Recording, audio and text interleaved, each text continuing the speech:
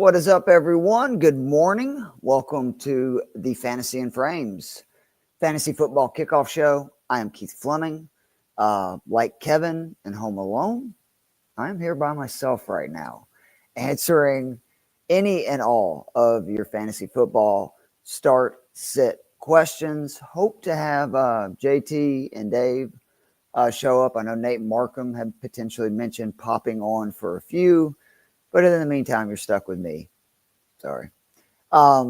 Week 14 has arrived. We've already had one great game in the Lions versus the Packers on Thursday night. A lot of playoff implications this week. A lot of actually, some people are actually starting the playoffs this week. If not, this is most leagues last week. So I'm sure there's a lot of start-sit questions out there. Be sure to put them in the comments. I believe now you can do it on any of the social media platforms that you can be watching this, whether that be YouTube, Twitter, Facebook, because I believe on the Waiver Wire show, we saw both Facebook and Twitter comments now popping up, which is great. I wanted to spend a few seconds before we get any questions just talking about how about them Georgia Bulldogs, yet another overtime victory. 2 in a row. Luckily, it didn't take 8 overtimes this time as they beat Texas, despite our starting QB getting knocked out, our backup QB getting his bell rung at the very end. So very exciting for me. And I'm a Falcons fan, as you can see, so I don't exactly have a lot of, fond memories when it comes to football and winning championships. So thank goodness for Georgia. That's all I'm going to say. Before we get into the questions, and hopefully they will be popping in a minute, let's just kind of go through this slate. And I am more of a DFS guy. I'll go ahead and admit that. I love doing DraftKings. Cash games are kind of my specialty. I have had a good year in Scott Fishbowl, currently 8th going into this week of the playoffs. Unfortunately, because of the buys, I'll be without Lamar, Terry McLaurin.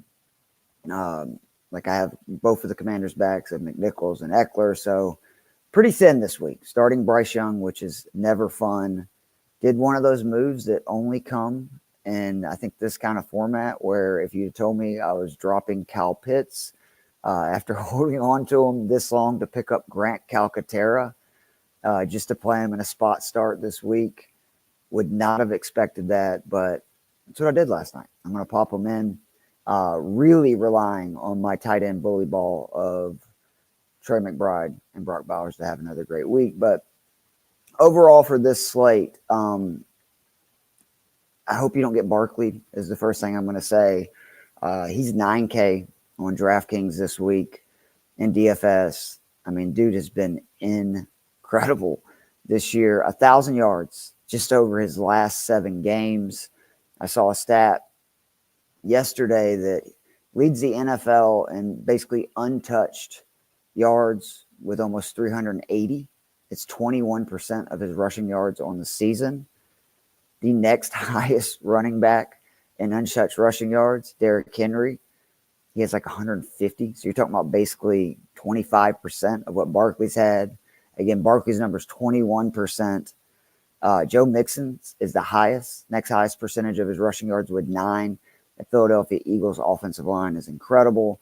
Barkley is just the supernova, finally out of New York. And then he's facing a Carolina defense that is just awful versus the run. I mean, absolutely awful. 32nd on DraftKings in most fantasy football formats, and that's because they give up the most rushing yards in the NFL by almost 20 yards more per game to any other team, to running backs. They give up the most rushing touchdowns, 5th most yards per carry. So if you're playing Saquon Barkley this week, good luck. You're probably going to need it. And I absolutely suggest that you should play him in DraftKings cash games. I know it's difficult to swallow 9,000 of your 50K salary, but this is like the kind of matchups that you dream for. On the other side of that game, obviously Bryce has looked a lot better. There's, I think they're going to be down. That's actually pretty good for guys like Bryce Young, Adam Thielen, Looks like Jatavian Sanders is going to be back. We saw a little bit of both Carolina running backs last week. But the Eagles have been really good versus the run. So I feel way more comfortable starting the pass catchers in Carolina than I do the running backs. Another game that real quickly we'll go over is the Saints versus the Giants. Man, the Giants, talk about the year from hell. I know the Niners are definitely probably number one on that list, but the Giants are right there as well. They lost their best tackle, Andrew Thomas, about 4 or 5 weeks ago, and the offense is just cratered. Jorge, what's going on, man? Sorry, I couldn't let you do this by yourself. I wanted to hop in here and just say, first of all, good morning, everybody who's watching on X and Facebook and on YouTube. If you want to get, like Keith was saying, if you want to get your questions answered, start-sit questions answered, please drop them in the chats. And any of them, any of those social media platforms, we'll be happy to answer them. I'll be in and out throughout the day. Throughout the morning, hopefully I'll be able to get back. Sorry, got to take my dog to the groomer while making sure my 2-month-old is not going ballistic. So thank you very much for everybody who's tuning in. Keith, I did want to come in here and say nobody was pulling outside of you and your immediate fan base and your family and whatnot. Nobody was pulling harder for you for the Georgia game than I was last night. And when they went to overtime, I was like, is Keith alive? 2 back-to-back overtime games for Georgia, and like this, is he even breathing? So I was very happy to see you, you and your Georgia Bulldogs come out victorious. That is pretty awesome. Yeah, we couldn't let Texas come in the first year and win the SEC title because I'll admit I'm one of those SEC fans who said Texas, Oklahoma, you'll see what it's like. SEC football, good luck. And then I was like, oh my God, they might actually win the SEC championship first year, and I'll never hear the end of it. So very thankful for the win. I'm glad we're getting rest because obviously we've got a bunch of injuries, and Georgia had just a brutal schedule this year. They were on the road for 5 straight weeks, and that included games with at Ole Miss, at Bama, at Texas. So they definitely need the break. I'm looking forward to it. I see Jamie saying, God, it's early. I mean, it's 9 here. I'm an old man now that worked in the golf business for years, so I'm used to waking up at 5:36. 9 a.m. is not early for me anymore. I wish that I could say it was early, but I'll go ahead and say straight up, even if I do not have to get up, I'm usually up by 7:15 just because that internal clock, if you're a Seinfeld fan, that Kramer talks about every morning about 6:45, 7, that eternal alarm goes off like, oh shit, I think I overslept. Yeah, Jamie, and we're normally here this early every Sunday morning from 9 to close to noon or so, just sometimes 11, sometimes 12. It really depends on the flow of questions. But we're here for a while answering all your questions here. Here we got some questions jumping in here. Let me take this one. Let me read this one from Dylan. Welcome back, Dylan. Hope your weekend is going well. Sorry for the long post. Not a problem. Full PPR. He's one of these quarterbacks. Derek Carr, Cooper Rush, or AOC. Why do I not recognize who that stands for? AOC. Oh, it's O'Connell. Aiden O'Connell. Thank you. Well, yes. Well, you're thinking, wow, I didn't know that AOC, the Congresswoman from New York, is now she's now a quarterback that you can start in fantasy football formats. Good for her, man. Exactly. Man, that's such a great question. Let me pull up some stuff immediately off your thoughts. Cooper Rush and the Cowboys going against the Bengals. Cooper Rush, believe it or not, in the Cowboys offense, they have not been shy throwing the ball. If you look at his passing attempts, I want to say he has at least a minimum of 20 passing attempts in each of the past few games he started. What does that mean for fantasy? Probably not a lot. But it is interesting what's going on with that. The QB question is one of those like really difficult ones that what do you need, right? Because I think Cooper Rush is actually probably the safest play because of volume. I would be shocked if the Bengals don't score a good bit of points. On the Cowboys, that's obviously a good situation for a fantasy quarterback that you're starting. Nate, what's going on, bro? Hey, guys. How goes it? How's Jamaica, man? It's good. I'm in the airport right now. We got a couple hours until we take off. I jumped in at the right time for sure. Are you going or coming? I'm there. I'm here now. I'm coming back home. Oh, that sucks. That's the worst thing in the world there. It's okay. We got a couple good days of great weather and get to come home to probably the most pivotal week of fantasy football for many out there. And, how much weed did you smoke when you're out there, Nate? Because when I went to Jamaica, I smoked a lot. I don't. So for me, it was zero. For a lot of others, it was many. I can say that the bus driver on the way there was the first hookup, and then there were multiple along the ways if need be. But it was I drank my fair share. And so, did you run into the Cool Runnings bobsled team? It literally right down. I could walk you down there, and the bobsled from the Cool Runnings bobsled team is right down the walkway. Oh my God, that's my jam. Like literally one of my favorite movies of all time. And it's still a good watch. Like we watched it, I think it was actually last Christmas, and I was like, oh my God, this movie holds up. I mean, anything with John Candy's got a good chance of doing that. Absolutely. But, looking at this, I jumped in right as you guys were talking about probably doing a comparison between AOC and maybe Cooper Rush, et cetera. And, given that choice, I guess for Dylan, between Carr, AOC, and Rush, it sounds like you two were between AOC and Rush, right? Is that kind of the... Yeah, I just, with Dexter Lawrence out, I have a feeling this is going to be a very big day for Alvin Kamara and the Saints rushing attack. Because we saw what Rico Dowdle did almost immediately when Lawrence went out on Thanksgiving. Joe Matz has compared it to basically Andrew Thomas with the offensive line, how they just went to crap after he was out. And that scares me about Carr's ceiling, to where I think AOC and Rush are going to be down and throwing constantly. And that's, obviously the situation I would rather have.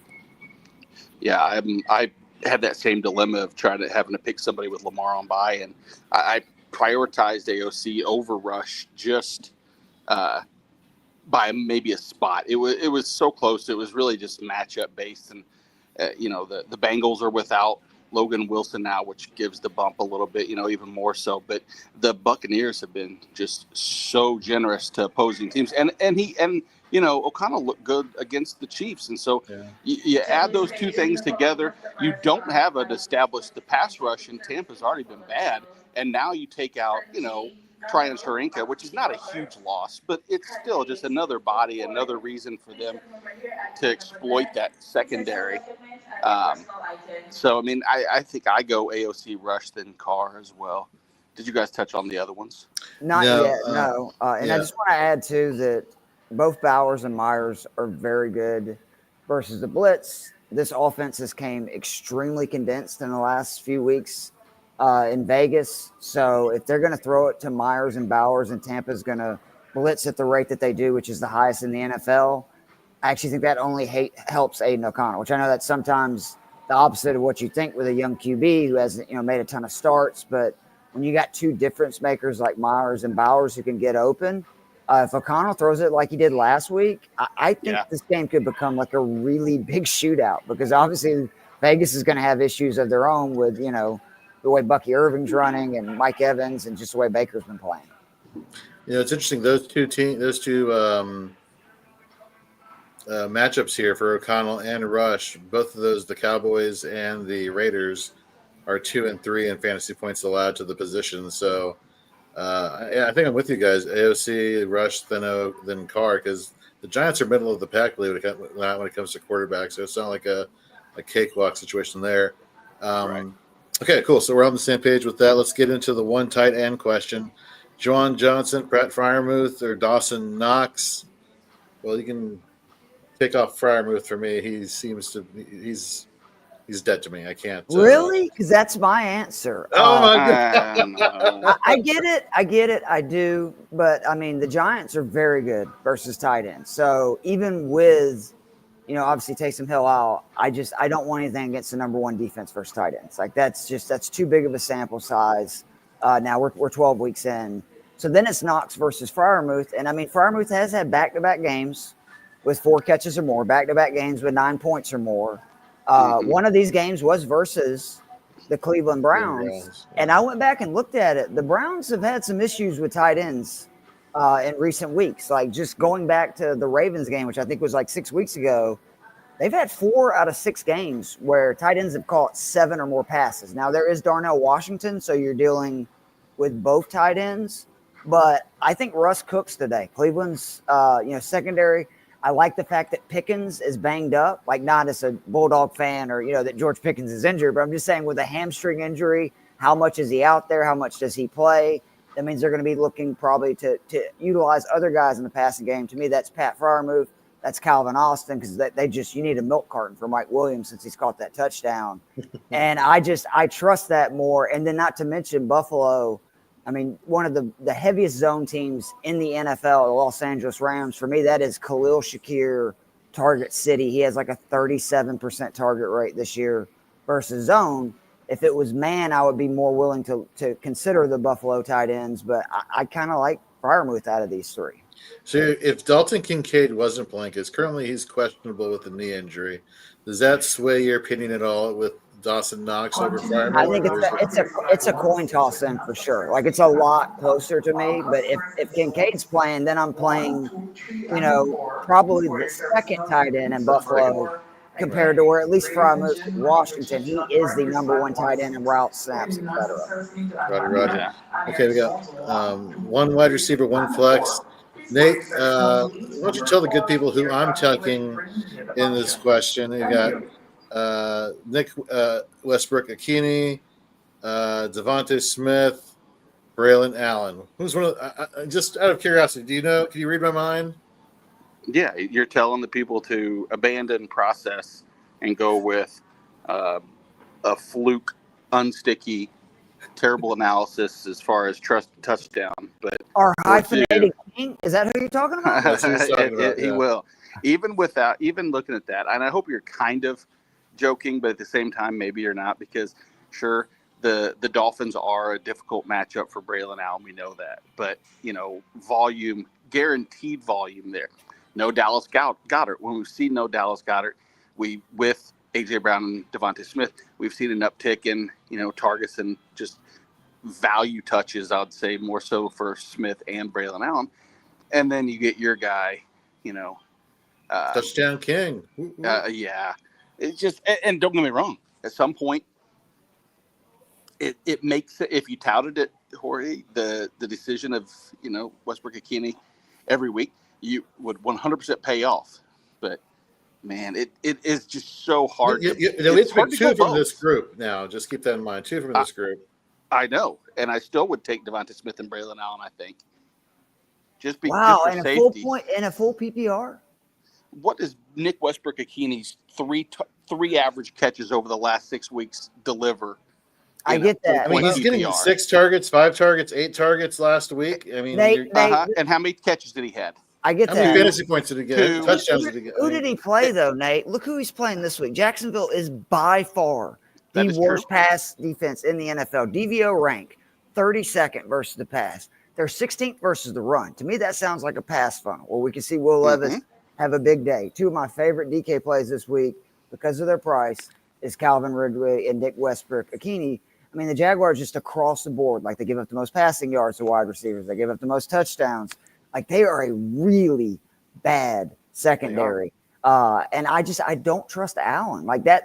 I'm with you that like, I think people are overhyping Westbrook-Ikhine, but like, first of all, Miami's actually been really good, versus the run, which that's, the starters. And the other thing is like, I know that he hasn't had, the volume obviously overall, but his numbers since like week 5, he's averaging like 2.9 yards per carry. And this is a Jets team that's had issues, getting the run going anyway. I know that if I am myself, and maybe it's just because I'm risk averse, I feel like I'm going to take the guaranteed path to touches instead of which don't get me wrong, the target volume that you said, the Jacksonville matchup, all those positives do lend to making this a close decision, because the full point PPR is what I was saying is irrelevant. It could be half point PPR and it wouldn't change my opinion of Nick Westbrook-Ikhine higher or lower because he's catching 2 balls a game. That's fair. Both of those happen to be touchdowns or 2 of the 3. Yeah. But I don't know. Maybe I'm just going to be wrong again because each week I keep saying no to Nick Westbrook-Ikini, and each week I luckily have him in the Raz Bowl league, and unfortunately I have to play him because I had some injuries. Bye, And Mageddon. and Jesus. guess what? But luckily, because of that, I'm also first overall out of everybody. Hey. So it is. There's quandaries to this, but I don't know. It I doesn't think that make sense, right? Like he has 8 touchdowns, I believe, in his last 8 games. That's a passing offense with 16 touchdowns on the season. Like, come on. I pointed that out. He's at 40% touchdown rate right now, which is, obviously unsustainable, but ride the wave while it's there. So I think that if we three have to collectively correlate our opinions, I think it's probably Nick Westbrook-Ikini and Devonta Smith, correct? Well, it's definitely Devontae, and I like you're right. I'll I understand. I'm Braylon good either Allen. way. I'm good either way with Allen or Keeney. I just like because of the matchup. That's why I'm okay going with Keeney, even though you're right. Yep. Like he's going to get way less guaranteed touches than Allen is. I just think that God, if he's been scoring, because like they've been actually playing pretty good pass defenses, and Will Levis has been doing this, and he's been doing this, over the last month, and this is by far the worst pass defense in the NFL. Exactly. All right. We get last part of this question. Dylan, thanks again. Kicker. We're just going to go really quick. If your nickname is Cameron Dicker the Kicker, I think we're rolling with him. That or Tyler Bass would be my take there. So thank you. I don't give it on kickers. I can't do it.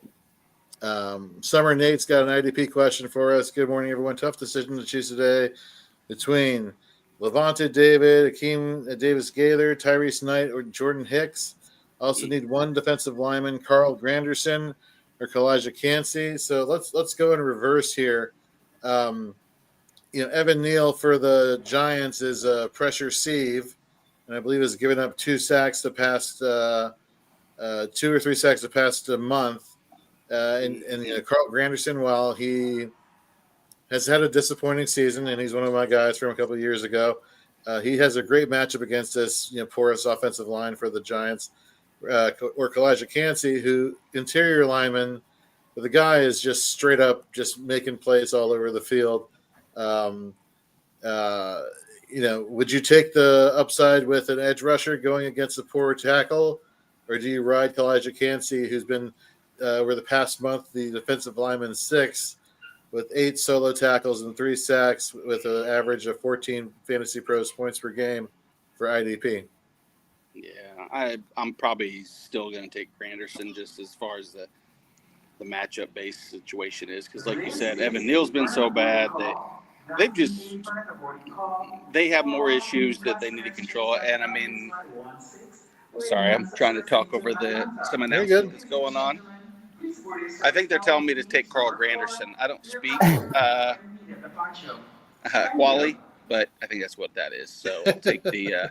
Is that the language? Because I just say Jamaican, which is probably extremely insensitive, but that's what I was saying. Yeah, it's horribly offensive, Keith. Thank you. No, I don't think I knew. It wasn't really. I'm just messing with you. I have no idea.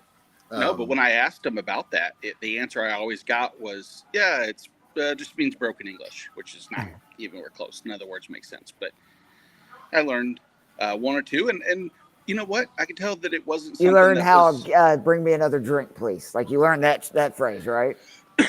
Except they don't want you to say it in anything other than English. It was almost. It was kind of frowned on. Like whenever I was asking for the language interpretations, and I respect that. So I did. I was like, "How do you say thank you?" And they go, "Just say thank you, or say respect." And I was like, "All right, cool. I'll do that." So that's what I did. So thank you, Summer, for that portion of the question. The second one, though, is difficult to choose these two. Yeah. Levante David, of course, no KJ Britt. Maybe there's an increase. Akeem Davis-Gaither, no Logan Wilson. Of course, there's an increase. Tyrese Knight, Jordan Hicks, both less than. I don't know. Tyrese Knight's been. Yeah, he's been a top 30 LB. Consistently solid. Month, is Levante David I don't want to say an easy one, but is that one of the two you would? So definitely Tyrese Knight is the one I was zeroing in on. The Cleveland situation, I'm not as thrilled with Jordan Hicks. Let me pull up here one thing. 1 second. Let me. Yeah, Levante David over the past month, 12 solos, 9 assists, a pass deflection.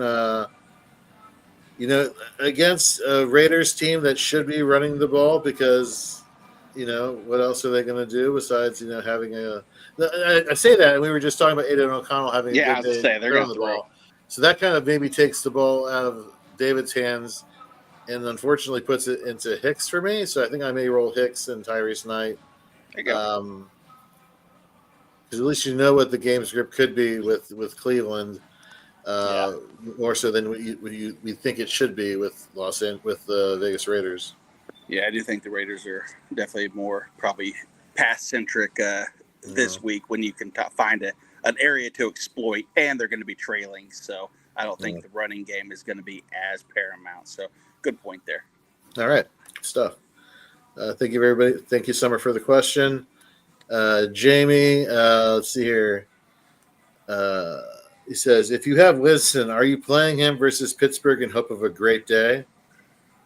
I guess it depends on what your other options are, right? I mean, from a volume perspective, there's very few quarterbacks that I would rather play than Jameis because Cleveland can't run the ball and they're going to sling it.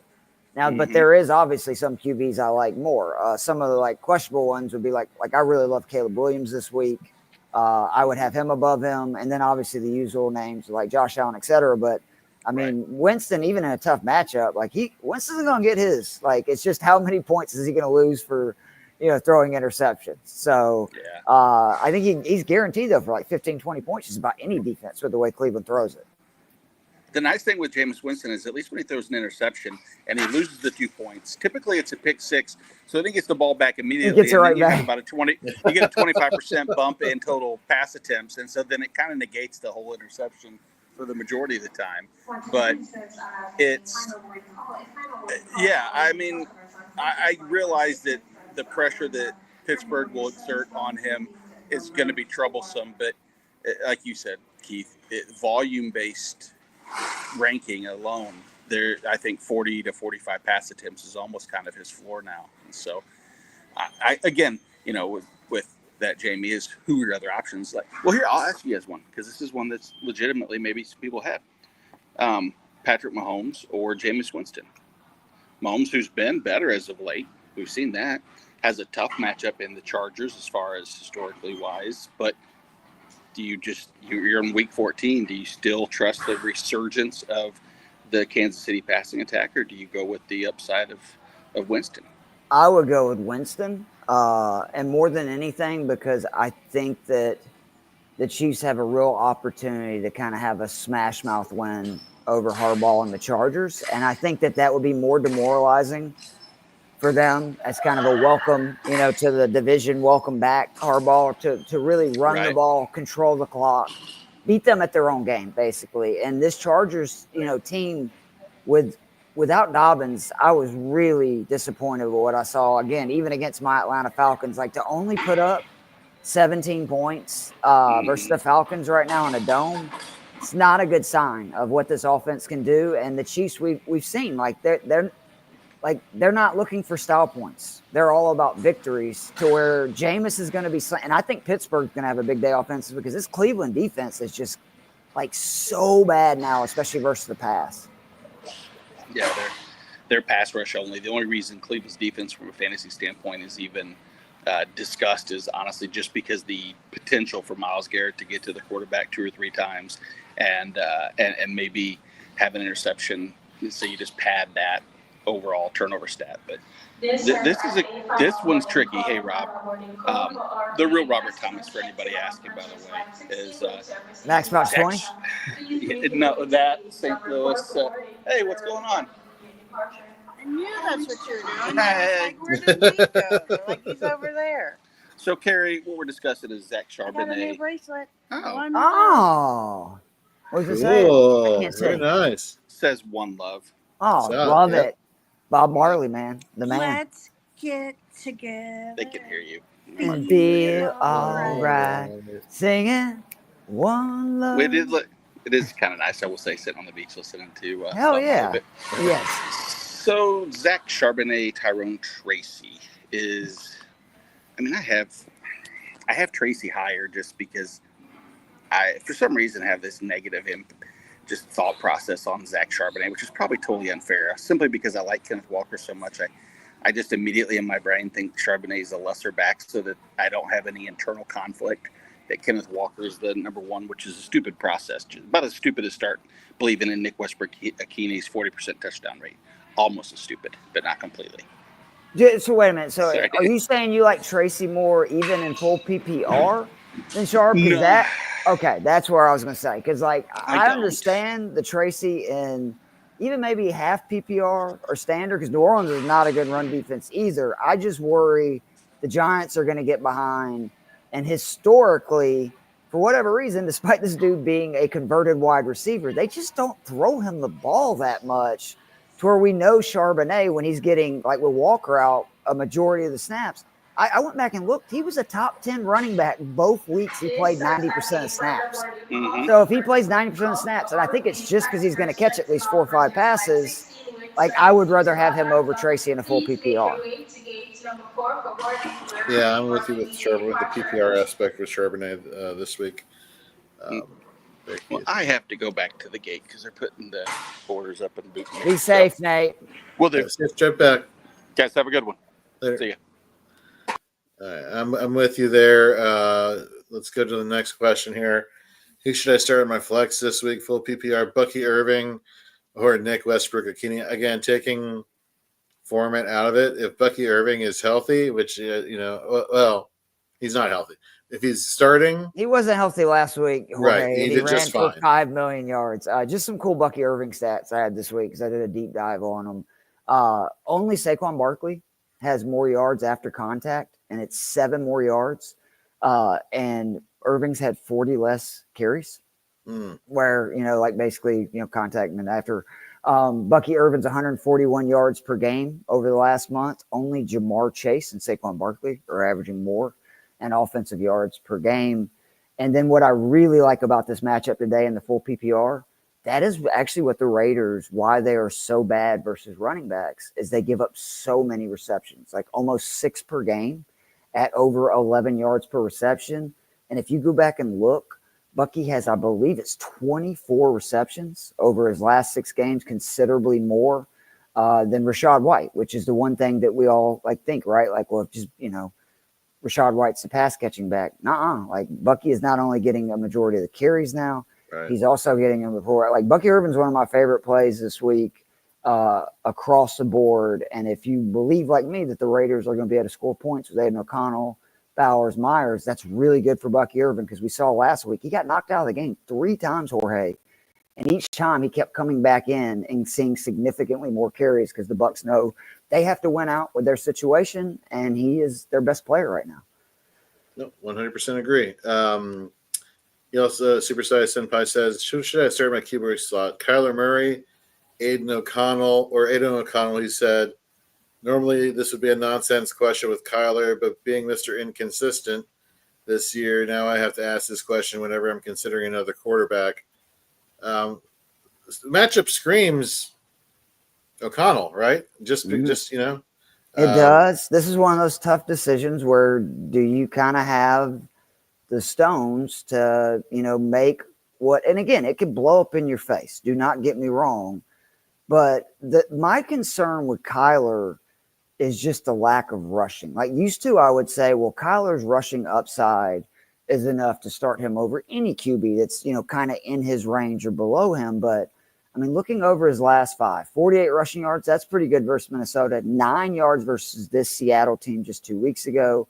21 yards versus the Jets. He did have 2 touchdowns that one. 6 yards versus the Bears. 19 versus the Dolphins. So in most of those games, we're talking like not even a full point from rushing. And I think like that Arizona-Seattle game, we kind of saw it 2 weeks ago. I don't see it being a high-scoring affair. Seattle's defense has played much better since Brian Murphy's back. Arizona is quietly one of the best defenses in the league sudden right now. And then I hate to do this, but remember last year, Jorge, I asked you, did you know how much worse Kyler Murray was his last 6 games of every season in the NFL? Like basically he always starts on fire Right. and then kind of falls off. And I do wonder, like, is it size? Is it coaching? Is it, all these things? But historically, he does really plummet from a fantasy production down the stretch of a fantasy season. Like, I would feel pretty comfortable starting O'Connell over Murray. And I know that in a vacuum seems insane, but the Bucs secondary sucks. They blitz a lot, which again, that's really good for Bowers and Mayer. I think O'Connell's got a very good chance to outscore Murray, especially with, like, if he doesn't score a rushing touchdown, I feel pretty confident saying he will outscore Murray. All right. So just a heads up to everybody in the chat who has IDP questions. At me on Twitter at Jorge B. You don't want Edwards. my IDP advice. I'll get to those questions this morning. I'd have to leave for about an hour or so. Got to run my dog out, and then the little one's crying right now, so running solo duty. But just hang tight. Keith's got you covered, and we'll get some more names and faces here joining you on the Fantasy and Frames Fantasy Football Kickoff Show. Keith, I shall return, sir. You got it, buddy. Thanks, All right, Jorge. All right, so I'm back to Kevin from Home Alone. That's okay. We have got, let's see, Stafford or Caleb? This, to me, is a great question because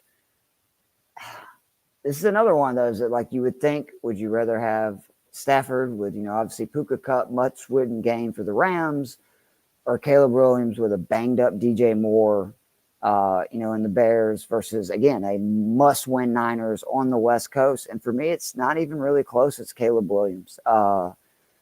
Since Thomas Brown took over play calling duties, which that's been 3 games ago, obviously now he's the interim head coach, Caleb Williams has been a completely different dude. It's he's my favorite cash game play on DraftKings this week at 5,600. Again, for the 3 weeks, he is now 5th in points per game in that span. 5 passing touchdowns, 0 interceptions. The big thing for me, 142 rushing yards, which I'm just such a big believer in QBs. Like, if it's anywhere close, who's got the rushing upside? That's basically 5 free points each week with Caleb Williams, with how much he's running. And we saw that earlier in the season. Thomas Brown is basically, you can tell, got back to where, like, look, dude, you got to get rid of the ball in the first 3 seconds. If you don't be afraid to take off. And then the big thing, this Niners defense is just a mash unit at this point. They are down to just 3 starters of the 11, and they returned all of them from last year's Super Bowl team. That is the kind of injuries they're having. And then you have Fred Warner, who is playing through a fractured ankle, which that's why Fred Warner is the best linebacker in football. I love it. And then on top of that, it does look like Moore's going to play. They've condensed the offense where everything's going to basically Moore, Allen, Odunze, and Kmet from the passing game. Roshan Johnson's out this week, still in concussion protocol.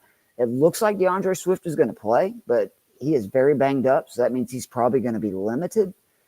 And then you're looking at Travis Homer. So to me, that screams it's even more likely that Chicago throws even more than they have the last 3 weeks, and more likely that Caleb runs. And this is a Bears team that Caleb is averaging 41.5 pass attempts per game in the 3 games since Thomas Brown took over. And remember, like, some of those they've actually been in control. The Minnesota game, I know they came back, and obviously same deal last week. But in that first week, they were actually leading most of that game. They're going to more a pass heavy offense, and you should with the number 1 pick in the NFL. So I hope that helps, Mob. And I think it's Caleb by a pretty fair margin.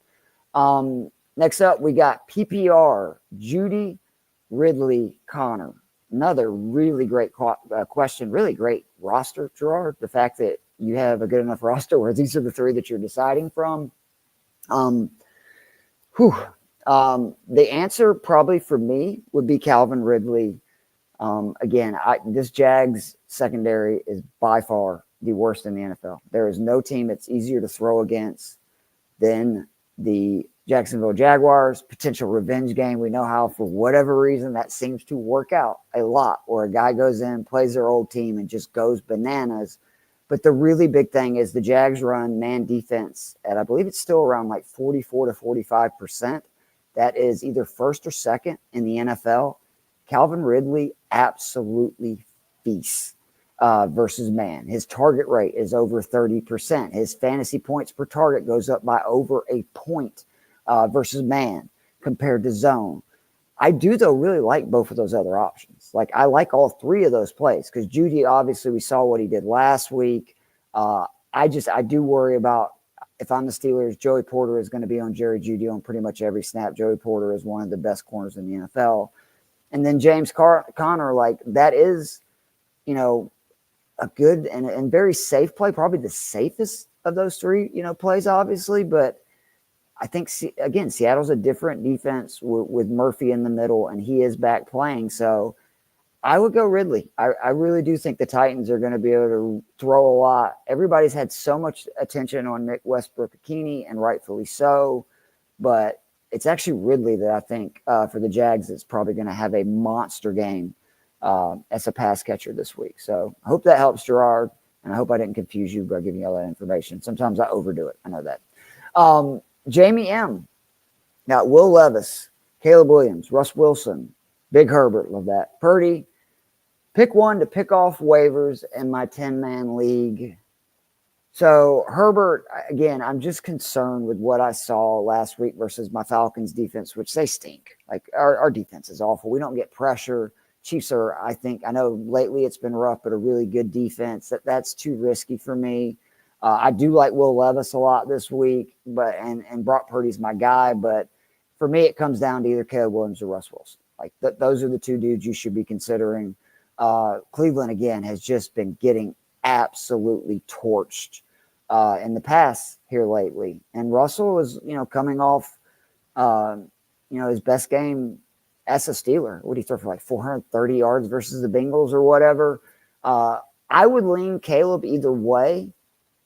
I would say it's really close. I will say if George Pickens is out, I think it's Caleb Williams by a mile because that's the other concern just with Wilson is Pickens dealing with a hamstring. That could be a deal where he starts, but we don't know if he finishes the game and makes it all the way through. So for me, it's Caleb or Russ. And I believe I was looking up, Caleb Williams actually has a pretty good schedule rest of season as well in terms of matchups. So I think, not only would that be somebody that you can pick up and play today, but somebody you could potentially play in the playoffs moving forward. And again, 143 rushing yards in the 3 weeks since Thomas Brown has been calling plays. Rachel, I don't know if you heard or not, and good morning, Rachel, one of my favorite people in the fantasy football space. Jorge said, please just send him like a DM or a message on Twitter or MySpace or whatever social media platform you're using, because I don't know IDP. I can't even pronounce most of these guys' names, much less do it. And Jamie added some context. It's a rough week with Buymageddon Part 2. He's got CJ and Daniels both on a bye. Jonathan's got a question. Wait on Ladd or start Jennings in playoffs. If you don't need the win, I would start Jennings. I always get really nervous about waiting. I like Ladd's matchup better because the Chargers move him around everywhere. The Chiefs have been giving up yardage. And, I mean, let's be honest, like Buffalo has been so good versus the pass this year. But when you're getting to start a guy that has 11 targets in each of the last 2 games that Brock Purdy started, and it's not been a snowstorm because I'm not counting, last week. Like, even as hard as it is to throw on the Bears, sorry, I said the Bills, on the Bears, I do really like, just the volume you're getting with Juwan Jennings. Now, if you really want to play Ladd and there's an easy roster move for you where you can pick up, say, another player from the afternoon games or Monday night games, I'm totally cool with waiting on it. But, I mean, again, Jennings is getting 10-plus targets basically in every non-snowstorm game. And his first read target rate this year in games that either Ayuk or Samuel missed, which obviously we know that's the rest of the season that Ayuk done for the year, over a 40% first read target rate. So if it doesn't really matter, I would just take the easy way and go ahead and play Jennings and, hope it works out. Rachel, yes, I do know it's Falcons Vikings today. If you listen to the Waiver Wire show, my dumbass 2 months ago when the Falcons were playing much better, made a pie bet with our good friend Richard Sickles from the Waiver Wire show. And at that time, I felt pretty good because I thought the Vikings maybe were a little fraudulent. And I was, pumping my chest a little bit. Since then, it's not gone very well. Not gone very well at all. I'm very nervous about this pie bet. I don't want to take a pie in the face. I don't even like to sweat or get dirty without immediately taking a shower. And now I'm going to have to take a pie in the face potentially on the Waiver Wire show Tuesday with myself, Stacey Perez, Kevin Tompkins, Erica, and Rich. So, I realize that. Good luck, though, today. We need the win much worse than you do, but that's okay. Good morning, Albert. What's going on? Oh, my boy Chad's in the chat. DFS comments, my personal favorites. He needs a pivot for Neighbors and Jacoby, currently rocking Ridley and Cup, but feels shaky having 4 players in the Titans-Jags game.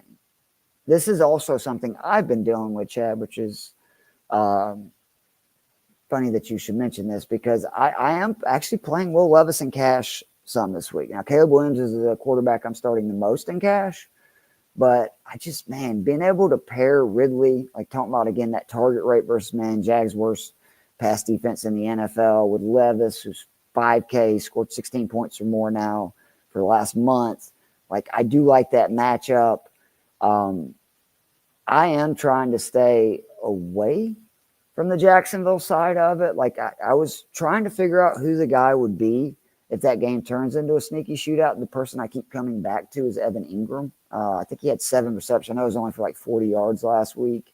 He's not that, expensive this week. He's going to be, I think, low owned because I believe the Titans are 9th or 10th versus tight ends. But pivots, I would really I like spinning up at running back this week. I love the wide receivers in the 5K range. I have a ton of Keenan Allen, a ton of Calvin Ridley. I really like Elijah Moore down at 4,800. I love Darius Slayton as somebody I keep going to over and over. He's 4,300. I expect the Saints to be up.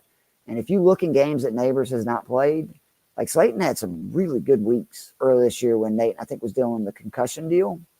And then I am spinning up to play either definitely a Barkley or a Kamara because, again, Barkley, I don't have to tell you about Barkley, but Carolina dead last versus running backs.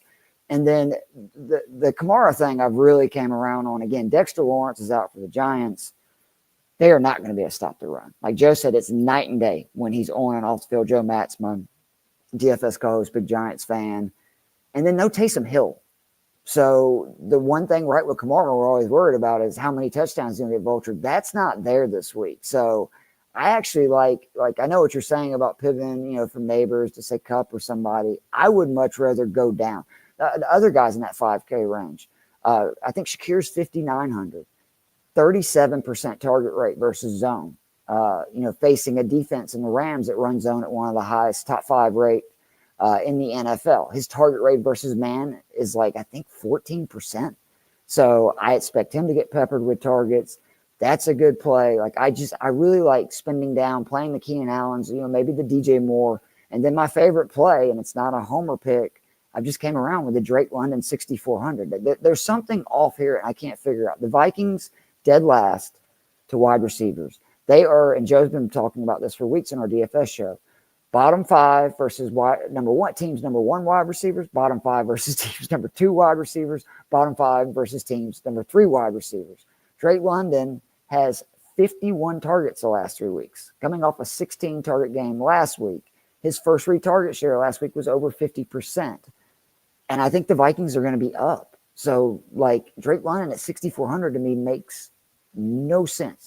That is the most owned guy I have in cash. So, if you're asking me, Chad, that's what I would do. I would actually spin down instead of playing Neighbors, get those, maybe one of those 5K wide receivers, and then see if you can spend up whatever running back you got to a Barkley or Kamara. And I even have some cash lineups because of it, where I'm playing both of them because the guys I like this week, like Darius Slayton, Calvin Austin to me is really interesting, especially if George Pickens is out. There's some plays, down in that range that you can pivot to. He need a skills challenge at the Pro Bowl. Pain tolerance competition between Warner and Crosby. I don't know if the NFLPA would sign off on that, but I'm all for it, buddy. Jim Jam. First of all, amazing name. Half-point PPR, Jones, Smith, or Bucky. Pick two. Bucky is the definite, again, just unbelievable stuff by Bucky Irvin. Only right now, Saquon Barkley and Jamar Chase are averaging more yards per game over the last month than his 141. He is being ramped up in his usage. The Bucs, again, they are in do or die situation because they lost both games to my Atlanta Falcons. So even though they're tied with us, they're technically still a game back, basically. 4 weeks ago, he had 10 touches. 3 weeks ago, 16. 2 weeks ago, 18. Last week, 28. And his point totals keep going up. 3 weeks ago, 17 points. 2 weeks, 27. Last week, 30. Again, the Raiders so bad versus the pass. 5 receptions, over 5 per game to opposing running backs. Irvin, 22 receptions over his last 5. And then among running backs, Irvin, 6th in yards per touch, 3rd in juke rate, 11th evading tackles, 12th breakaway run rate, 3rd in yards created per touch, and he's 17th in rushing yards, despite 38th in opportunity share and 28th in carries. Bucky Irving is the real deal. If you can clarify the Jones, I am having one of those, I guess, space moments where I am not sure who Jones is. I do really like Devontae Smith today. I'll tell you that. I don't know if you heard Nate earlier, but in games that Dallas Goedert does not play, which he doesn't, the guy that actually has benefited the most, Devontae Smith, followed by Grant Calcaterra. But if you let me know who the Jones is in the comments, if you're still listening, Jim Jam, I will finish that answer. But the fact that I can't off the top of my head figure out who you mean by Jones, I'm leaning definitely Devontae and Bucky. Bucky's the for sure one. Chad also wants to know on the DFS, I could also go with Trey Tucker over Ridley to go with the A. I don't like Tucker. To me, if you're going to play O'Connell, which I'm fine with that too, play Bowers and Myers. Both of them are really good fantasy production versus the blitz. Bucks blitz more than any team in the NFL. Brock Bowers at 6,400, by the way, on DK this week, or 6,500, I think.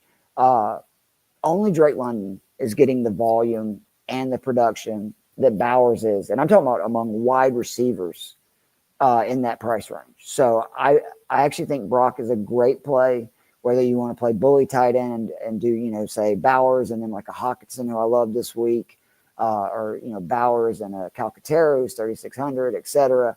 And again, if you're talking multi-entry, sure, go with Trey Tucker. I mean, it might as well. Like, it could happen. And I think that, again, Bucks not a very good secondary, but if it's cash, I want to know they're getting volume. And I believe it is now 69 or 70% of O'Connell's passes last week went to Brock Bowers and Myers. They have just really condensed that offense. Got a question on Sincere, McCormick, or Leggett. Is this a PPR format or not? Now, I would say Leggett just in a vacuum. The only way I would pivot to McCormick is if they rule out Madison. And you know that, which I think actually, no, the Raiders are at 1 today, so you should know that before. Like, if we find out that Madison is out, I like it. If Madison plays, I want to see how many snaps McCormick gets with Madison and Abdullah both, active for the Raiders. Because otherwise, you're really just, putting things up to risk, and that is where I get really nervous, is where there's no sample size. We have no idea, when this combination of players all play together, what is the snap and touch distribution. So I would go Leggett. Again, if it, changes to where they rule Madison out, I kind of do like McCormick, because I think that's one way the Raiders are going to try to move the ball, is throwing the ball to pass catchers. All right, we got a flex question from, great name, Keith Tapp. Who to flex? We got Garendo, DeAndre Swift, Khalil Shakir, Westbrook Akini, Waddle, 10-man full PPR. So let me just rank these for you. Because it's full point PPR, I would have Khalil Shakir slightly over Garendo. Again, Shakir's target rate versus zone is around 37%. And the Rams run zone at the top 5 rate in the NFL. And that's like, we get sometimes with these man zone splits, like no team runs man even 50% of the time, for instance. The top 5 zone teams run it like basically 80% of the time. So you're talking about 8 out of 10 passing plays. They're going to be in zone. And Shakir's getting, 37% of Josh Allen passes when he's on the field versus zone. So I like him first because it's full point PPR. Guerendo, like, I don't know what's going to happen with the Niners backfield moving forward, but this week I'm very confident that Guerendo is going to get like 95 to 100% of the snaps, because we saw this with Jordan Mason. Like when CMC was out and Mason was the clear lead back, he basically got all the touches. Now, it does suck that he doesn't have any real upside for PPR. At least I don't think so. The Niners, other than CMC, have not really thrown the ball to their running backs very much. But it is a good matchup because the Bears, they're a very good pass defense. You can run on them. And this is a San Francisco team that, for all their issues this year, they have been able to run the ball consistently all season. And in a must-win game, I would think that they are going to lean on him. I would then probably have Waddle slightly over Westbrook Akini just because of volume. I like that Waddle's been more involved. The fact that the Jets will be out with Sauce Gardner, I think, is a really big deal for the Miami passing offense. I think it's great for Tua. I think it's great for Tyreek. I think it's great for Waddle. I think it's great for Jonnu Smith because it just changes the way the Jets can run their defense. I don't think they can be, putting any of their other corners like, hey, go, guard Tyreek Hill, and we're not going to have any help over the top. So it's basically going to mean 2 corners most of the time on Tyreek Hill. So that's good. I do like Westbrook Akini, but not over those guys. And then DeAndre Swift, I think it's a big Caleb day. I think that this offense is moving to a pass-happy offense. So I'm not crazy about Swift, and I'm seeing for sure if he's going to play. So hope that helps, Keith. Again, great name. All right, Dollar Bill. Man, you guys are killing me with these names. These are amazing. He wants to know, Braylon Allen over Chubb, BTJ or Keenan, Disley or Freiermuth, full PPR, thanks. Absolutely pro. Braylon Allen or Chubb, I got to go with Allen. With Breece Hall out, and again, I'm a Georgia Bulldog fan, go Dogs. Nick Chubb is one of my favorite players in the last 2 decades. I mean, he's had 3 now traumatic knee injuries. He just keeps coming back from them. I love that guy, but I think the Steelers are going to get their get back from the snow game 2 weeks ago. I think they're going to be up. I think they're going to throw all over the Cleveland Browns, meaning that Jameis is going to get a ton of time to cook. That's not great for Nick Chubb. Not exactly a pass-catching back. Braylon Allen, like, we'll see. It's a tough matchup versus Miami. I get that, but from what we've seen from the Jets, like with Breece, like, and with Rodgers too, in fairness, he doesn't just, hand the ball off to the Jets' number 1 back. He'll throw it to him a lot. So I do think that Allen is definitely a safer play there. I love Brian Thomas Jr. I do. Like, dude is a stud, but I can't sit Keenan Allen right now. Like, I just can't. That Chicago offense is starting to cook, and it is a completely different team since Thomas Brown took over. They have just decided that they're just going to condense this offense to, we're going to throw the ball a bunch to our best guys. Like Eberflus, maybe if you figured that out, you'd still be around. But, it's just 69% of Williams' passes. I wanted to make sure I got this right. He's had 127 passes since Brown took over. 69% of them have gone to Moore, Allen, and Odunze. Allen has seen the most of all of them with 31. That's 25%.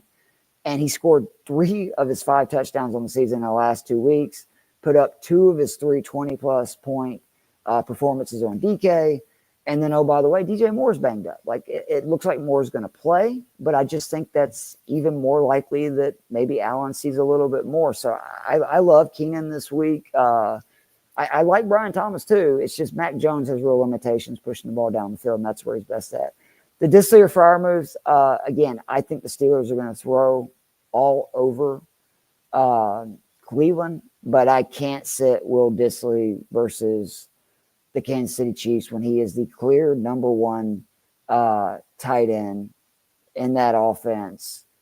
And I just think that's one of the ways they're going to try to attack it. I like both of those tight ends, but give me the better matchup, which it's definitely Disley versus the Chiefs. So hope that helps Dollar Bill.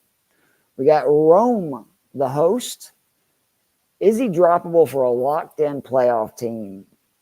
I'm going to say yes. Now, let me actually preface that, Rome. If it's at like a 14, 16-team league, I would pause maybe a little bit. If it's a 12-man team where I know you can get somebody with more volume, is it possible Tillman ends up, getting back to what he was doing before he got injured? Yes, but I mean, goodness gracious, like with the volume that Judy and Njoku and even Elijah Moore is getting, and even as much as Jameis throws, like how much are they going to emphasize getting him the ball if and when he comes back? Because I gotta admit, I wrote Jerry Jeudy off for dead, and the dude had like 240 yards last week and got the least targets of those three guys, more Njoku and himself. So I just think that with Tillman, unless it's like a deep league, you can find other guys that would be a better value. Now, obviously, again, depending on your IR spot as well, if you can do that, I'd do that. I hope that helps, Ron.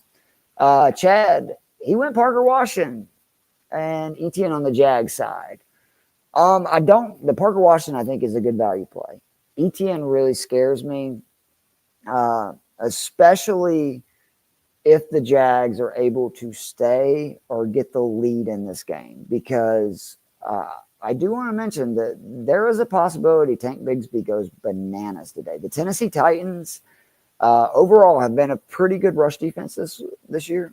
They've given up over 140 yards per game in their last 3 games on the ground. And we have seen Tank have, these monster games when he consistently is on the field and gets rush attempts. The issue is if they fall behind, he's never on the field. And I do have, obviously big concerns. Tennessee is going to be able to throw all over Jacksonville, and that means they're going to be down. But again, I don't hate it. Again, if it's MME, I just like Etienne's, I don't know. I think Jorge, who was he saying? Oh, he said Freiermuth is dead to him. Etienne is dead to me. Like that guy has messed me up in so many ways, whether it be DFS, fantasy football leagues, etc. But let me know what you end up doing. All right, so we got Juan. What's going on, man? Who for my wide receiver 2, RB2, and flex? He's got Justin Jefferson and Kyron. That's a very good start for your running back waivers. You've got Jennings, Worthy, Myers, Mooney, Westbrook-Akini, Charbonnet, MVS. Sorry about having both Hall and Walker on a bye. That is obviously a bummer. So the wide receiver 2 for me would be Jacoby Myers. Again, just monster target share. Make sure that he is definitely going to play, but I think Schefter's already reported they expect him to play. He, as somebody who has Jacoby Myers in a couple of leagues, there's been several weeks that he's gone through this where it was questionable, is he going to play? He did. Tampa is so bad versus the pass, so bad versus wide receivers. And then again, they blitz at the highest rate in the NFL, and Myers' fantasy points per target go up versus the blitz. His target rate goes up versus the blitz. So I like that a lot. The running back 2, again, to me, it's Charbonnet for sure. Just volume. I mean, with Walker out, especially, I believe you said it was a PPR league, but just the pass catching as well. And then so for the flex, this is where sometimes it's one of those, like, I'm not trying to not answer your question, but let me ask you, a question and answer your question. If you feel comfortable that you're going to win and you just need a decent performance, I would go Juwan Jennings. 41% first read target share. And basically every game other than the snowstorm for the 49ers with either Ayuk or Debo out. Obviously, Ayuk's done for the year, so that is going to be the situation again this week. Again, I'm very high on Chicago's offense this week, meaning I think San Francisco is going to have to throw in the second half a good bit. And he had 11 targets in each of his last 2 games that were not in the snow with Purdy, who is back this week.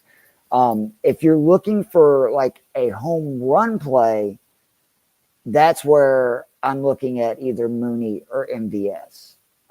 Mooney, again, just the volume. I said it earlier, the Vikings versus wide receivers for fantasy perspective. Bottom 5 versus number 1 wide receivers, bottom 5 versus number 2 wide receivers, bottom 5 versus number 3 wide receivers. So across the board. And Mooney is the clear-cut number 2 option, at least among non-running backs in this passing game. Kyle Pitts, they don't throw him the ball anymore. Ray will get his, but I think London's the one that's going to have a monster game, but it would not surprise me at all if Mooney does, because he's done that several times. And then with MVS, like the Saints, they go deep a lot. Like in games that Carr starts, I believe that they now have a touchdown of 45 yards, passing touchdown of 45 yards or more. It's in like 8 of 11 games.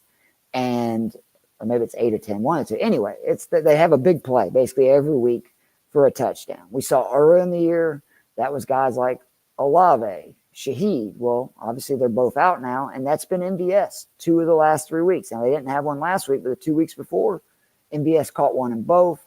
Joe said that the Giants, again, with Dexter Lawrence out, they're not going to be able to get the pressure, and that means that they're going to have more time and be able to kind of cook. You also asked, should you pick up Kraft for tight end depth? You have Kittle. It would depend on what you have to drop, to be honest. I personally probably would not, unless you just have a guy on your team that you need to drop. You also have a question about who would you pick off waivers for our move? Calvin Austin, Brandon Cooks, Kareem Hunt, Leggett, Ray Davis, Kraft. If you're talking about for the rest of the season, Brandon Cooks would be my answer. I actually think that we're going to see that the Cowboys passing game is going to be much better if Cooks is in there each week. I love the fact that dude saw 7 targets, playing 39% of snaps in his first game back with this offense, and caught a touchdown. And he actually had some good games 2 years ago with Cooper Rush. He was in there. Jim Jab added the context of Aaron Jones. Yeah, you can't sit Aaron. That's a very good call. No, thank you, Jim Jam, man. Happy to do it. This is what we enjoy and love doing. All right, Ryan, let's see what you got. We got start 2, Lamb, Judy, Westbrook-Ikhine, Brian Thomas Jr.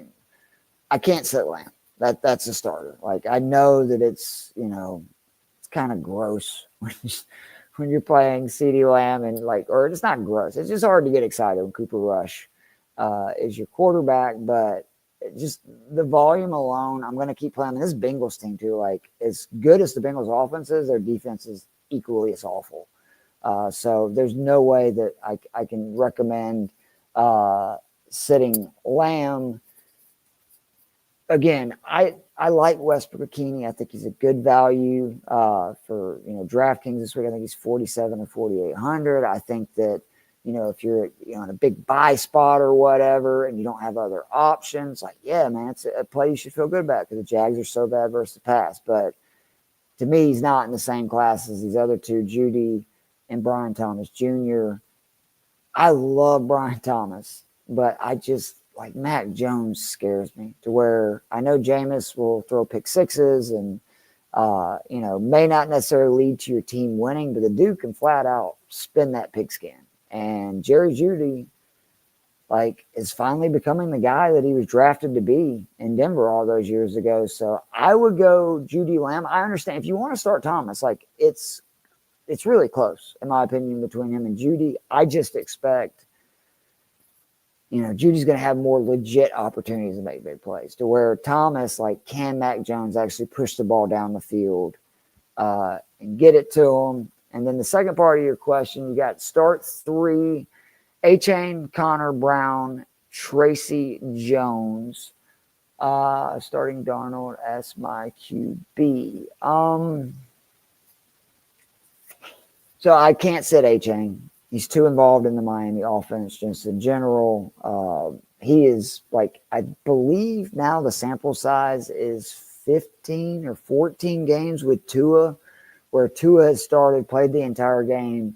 A-Chain is averaging over 24 points per game in those games. So that one is the slam dunk.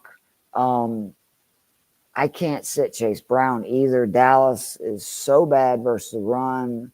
I know it kind of, we forget that last week, because Tracy didn't do much against them, but that was because Dallas was up the entire game. Again, Chase Brown's playing like 100% of snaps on a really good offense. So those two are the must starts. Then this is where, to me, this question is difficult. I would probably lean Connor. We just see week to week, we know the volume he's going to get. Like Seattle is better, don't get me wrong, with Brian Murphy in the middle, particularly against the run. But Arizona is also relying on their defense. Connor is, seeing as many carries as ever because they're trying to beat games, by winning, by playing defense. Like they have a defensive-minded coach. Defensive-minded coach tend to run the ball.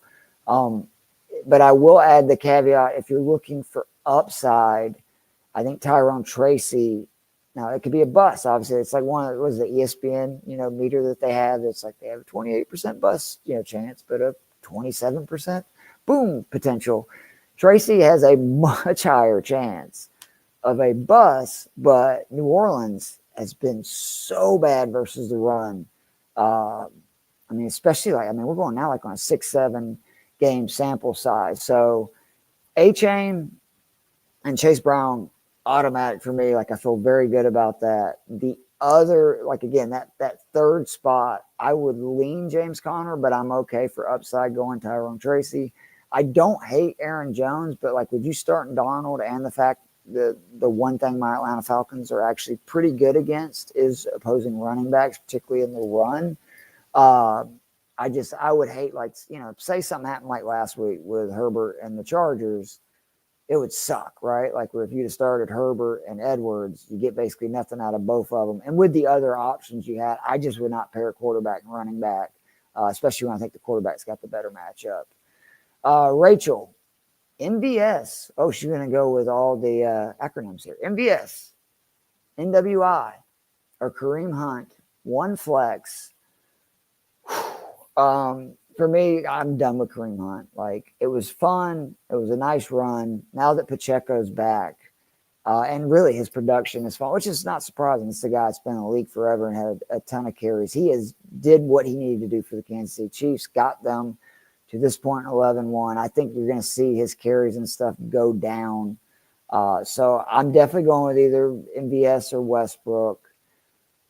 And I think that the logical part of my brain would say slightly lean towards MVS because he's just been so good. New Orleans doesn't really have any other true wide receivers. Remember, Taysom Hill is out this week, and it's what a time to be alive that Taysom Hill now affects New Orleans' running game and passing game, where it's great for Kamara that he doesn't get vultured in the red zone, but it's also good for their wide receivers because Taysom Hill is getting so many targets each week. But I think I slightly like Westbrook, Akini more in a spot start, just because, again, Jacksonville is by far the worst pass defense in the NFL. It's not even close. Joe Matz went through on our DFS show, which you still have time to check out if you want to, on Fantasy and Frames with me and Kevin Tompkins, just all the different metrics that the Jags are just so bad versus the pass. And if you want to simplify it, DVOA, which is one of my favorite statistics to use because it takes strength of opponent, et cetera, all these things, 32nd versus the pass, 16th versus the run. So I know people look at Tony Pollard and their rank, versus running backs, and they think, the Titans are just going to run all over the Jags. It's actually much easier to throw on it. I think they're at the point where they're trying to figure out, is Will Levis the guy that we want to move forward with? He's been playing much better. And it's honestly, it's a pass funnel defense. It's easier to throw on the Jags than it is to run on them. So I'm going to say Westbrook. I like either one of them, though. I will admit that, Stacey. Kareem Hunt, though, I can't do it with. Ryan, I appreciate you, man. Thank you so much. I'm glad that some people like my nerd brain because I love numbers and data. I can't help it. I can't get enough. All right, so I think I've caught up on the questions. I'm going to give everybody maybe 5-10 minutes. And then if we don't get more questions, I'll bounce. But if you do, I will keep answering until 11. Well, here's one right here. I was going to get into maybe talk 5-10 minutes of DFS. But I would much rather answer your questions. Put them in there. Ryan says, tempted to grab Winston over Donald, but his number one versus pass. Had feeling Fox game would be a shootout compared to the Pittsburgh game. Who is your other quarterbacks, Ryan? Because that would be my question. Because I don't know if like you're starting Donald most weeks. Like, do you have a QB save, for instance? On the bye, because like if Darnold is the guy you're starting every week, let's see what Cleveland's schedule is the rest of the season real quick. They play. Oh yeah, so starting next week, you got the Chiefs, who again a good pass defense, but I mean Aiden O'Connell just cooked them. The Bengals, one of the worst pass defenses in the NFL. Dolphins, another team that very good versus run, struggle with pass, and the Ravens, who have also given up a ton of passing plays. If Winston is out there, I would go pick him up. Now, I don't know if you're saying you'd have to drop Darnold. Let's see. And bench golf. Oh, man. Freaking experts. I can't stand them. If you have golf, I would just start. I do like Darnold slightly more this week. The game's in a dome. I do think that there's going to be a good bit of scoring. Again, Falcons are very good versus the run, or awful versus the pass. If you will give me 1 second, I do want to look up one stat because that will be probably the most telling. What I'm looking up real quick, just for y'all, so you're not just hearing dead air, is the Falcons get no pressure. Like, we can't get pressure on quarterbacks. And I wanted to see what Sam Darnold's numbers look like, clean pocket versus non-clean, because if it's not great, much better with a clean pocket than, yeah, actually, okay. So I'm actually okay with you going to pick up Winston. This is kind of not what I was expecting. He is 21st with a clean pocket and completion percentage. He's first in deep ball completion percentage, third versus pressure. That's not what the Falcons do. The Falcons don't allow you to hit passes over the top. And again, they don't get pressure, not because it's a style. It's because they passed on Jalen Carter for starters, and we took a tight end in the top. I don't want to start ranting about the Falcons. I actually do like Jameis. He's going to throw it a ton. I can guarantee you that. And I think the Steelers are going to score on the Browns. So I actually am good with you dropping Darnold for Winston, because I was unaware about that about Darnold. It actually makes me feel a little bit better about the pie bet with Richard for this Falcons-Vikings game, that Darnold is much better actually when pressured and attack the ball down the field. And this is a Falcons team that you're going to have a clean pocket, but they give you a lot of underneath stuff and really try to take the over-the-top stuff. Again, it's why I'm big on TJ Hawkinson this week, for fantasy, and especially for DraftKings. He's only 4,300. Jay Stacks, love that name too. First place, 10-3. Congratulations, way to go, pro. 12-man PPR. Yep, I feel you about the running back room depleted, especially on Bamageddon. Pick 2. Hunt, Vidal, Spears, Corum, Isaiah Davis. Are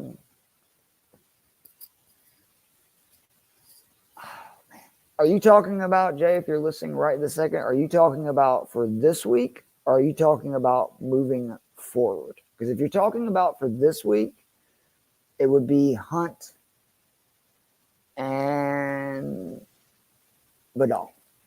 Because I think they're going to have to get him the ball more. Gus Edwards looked absolutely awful, and he is talking about this week, so that's good. Yeah, I would personally go Hunt, because again, I'm not huge on Hunt, but with the rest of those guys, he's the one that he's going to at least get some carries. He still got some red zone touches last week. Even a tough matchup, you're going to get the volume. And then I would go Vidal. The only other guy that I feel like okay about this week would be Tajay Spears, just because, again, I think the Titans offense is going to have a good day, and that could mean, one way or the other, Spears sees the field a little bit more. Man, these are my kind of questions. What is up, Mr. Magic? I love the yo. I think of Hey Yo, Razor Ramon from the WWE days. He wants to know, Jacoby, JSN, or DK, full PPR.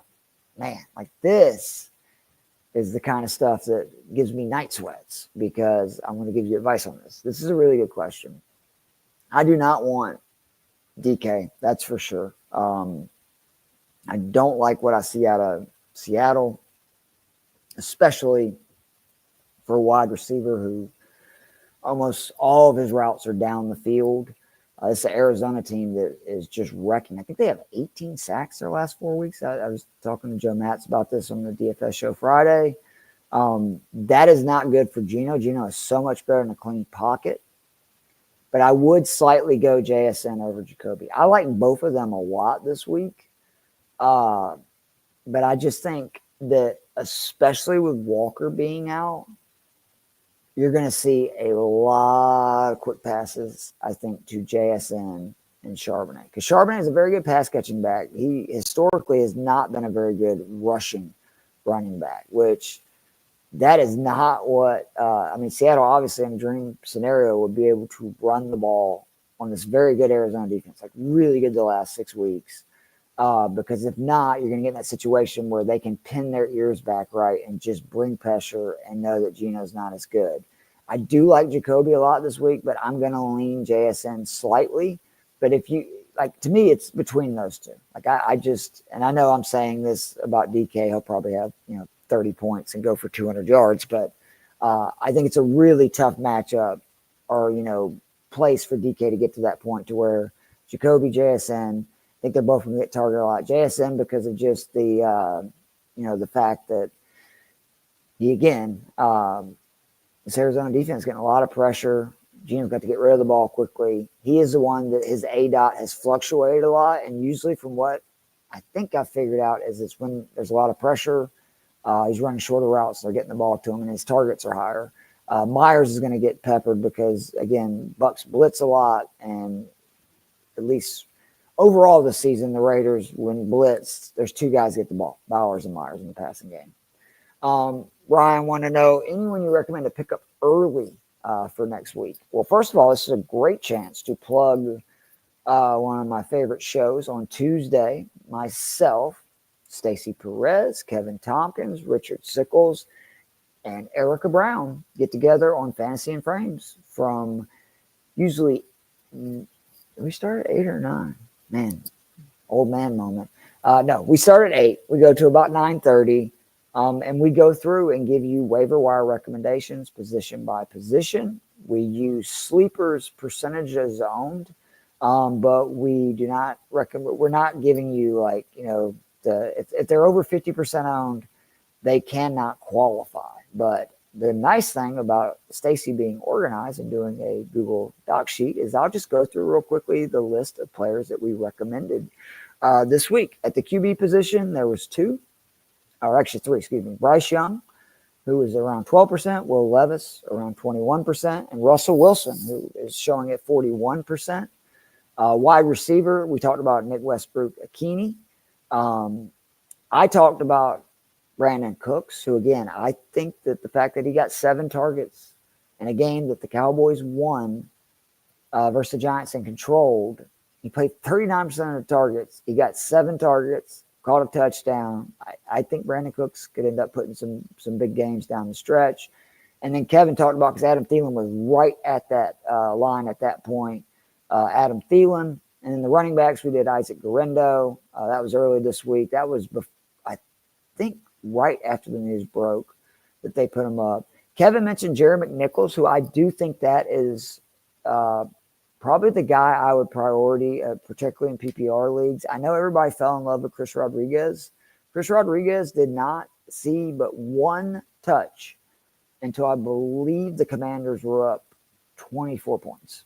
So, yes, He was great down the stretch. We've seen this before where he's great in these blowouts late. He's the one that keeps getting put on the practice squad, like when Eckler and McNichols and Robinson are all healthy. And Eckler probably at earliest is going to be back week 18. So McNichols is going to have that role behind Brian Robinson, and we've seen how effective Eckler has been in fantasy, particularly in PPR leagues. So I think that's a great pickup. Also, I mentioned Tank Bigsby again because Jags' next 4 opponents are as good as it's going to get for them in games that they could be in or in the lead. And Bigsby's been incredible when, he's on the field. The issue is he's just not. And the tight ends real quick, Noah Gray, that was Stacy's. Really made some really good points on him. I mentioned Noah Fant for the Seahawks, who is very low owned. I just think Seattle needs that other pass catching option. And then Kevin mentioned Will Disley. And then we got John here. Would you start K. Darton or David Njoku? Now that Bucky Irving is going to play, or at least the reports are, I would definitely play Njoku. I was considering because Otton, it feels like Otton was the most tied to the hip to Mike Evans. Because if you look, there's a direct correlation, right? That Mike Evans was out, Kate Otton went bananas. Was, I think, number 1 tight end in football for a month. The minute Evans comes back, it's been tougher for him. This is a great matchup for him, but I just like Njoku. You're guaranteed with Njoku, he's going to get 8 to 10 targets. And I mean, how often can you say that at the tight end position? I know the Steelers aren't the easiest matchup. But I mean, I think he just scored 2 touchdowns versus the Steelers 2 weeks ago. So I think Njoku's pretty safe. I really think that for Tampa, you're going to see a lot of Bucky Irving, a lot of Rachaad White. I think they're going to really run the ball on this team. And then they got to get Evans going. Evans, Evans wants to keep that 1,000-yard season stretch going. I think he needs just over 500 yards in 5 games. So I think he's going to get Njoku in the last game. Last week, Njoku saw 17 targets. Unbelievable. 9 for 52. 2 touchdowns versus the Steelers 2 weeks ago, which remember that was a snow game. So a little, unfair to do it. I see what you're saying. So he only had 5 targets, 1 for 9. I think that was more of the snow. I really do. I the Steelers have been a good defense versus tight ends, but they're not this great defense versus tight ends. There's been plenty of tight ends that have had good days versus them that, to be honest, are not nearly as much of a focal point. Like Freiermuth scored a touchdown. There's been other guys. So I would go David Njoku. So since I went solo, and I'm sure y'all are probably sick of hearing me talk, I'm going to bounce out of here real quickly before I get out of here. Just if you do not play DFS, you should really look into it. I particularly love DraftKings because it's full point PPR. Me and Joe Matz do a show on Fantasy Six Pack every week where we cover the cash game side of DraftKings DFS plays. Then on Fantasy and Frames on this amazing network, myself, Joe Brain Matz, and Kevin Tompkins get together on Friday nights. Plus, I have an article that is out right now that is my DFS playbook for Fantasy and Frames. You can find that on my Twitter page. That's at Keith Fleming. You see right below. In that, I give basically, absolutely, guys. I appreciate y'all. Ryan, thank you so much. John, you guys are the best. In both of those articles, I give 2 plays in each game with stats and data to back it up. So actually, it's not just a DFS article. If you just want some cool stats and information for that weekend's games, I give them for every 1 and 4 o'clock game. That comes out usually Friday. And again, I would appreciate you following me on Twitter. You should check out DraftKings. And my strategy for DraftKings Cash this week, real quickly before I get out of here, Caleb Williams is my quarterback and 80% of my lineups. Will Levis, QB, and the other 20%. I then will go with the backs of either definitely having Barkley or Kamara in my cash lineups with Bucky Irving. And then again, I'm spending down at the wide receiver to fit this in where I'll have a Keenan Allen who I'll stack with Caleb Williams, usually throwing in an Elijah Moore or a Darius Slayton in that either high or low 4,000 range. And if I can fit it in, Drake London. If I don't put Drake London in there, I'm putting Brock Bowers as my tight end.